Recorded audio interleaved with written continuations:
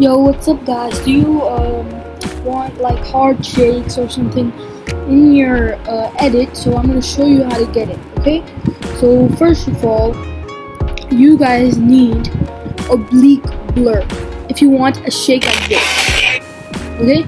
You guys need oblique blur, and then you need to keyframe it. You have to set it at exact 100 at the first keyframe, 100 rotate and 100 blur. Then in the second keyframe, you're going to move to the end of the effect. Then you have to put it to exact 27 blur and 25 of rotate. Then the second thing you're going to need is camera shake. The camera shake basically helps to get the more shake effect, like shaky. Then the first keyframe, you're going to of course have 100 range and 100 speed, just like the oblique blur. Then in the end, again, you're gonna have the camera.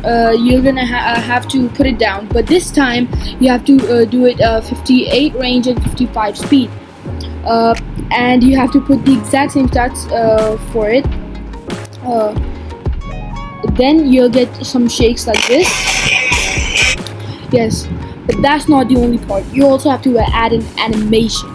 So an animation will add the swing right. Swing right helps to add like the shake effect more, but the camera shake only helps to make it like more aggressive.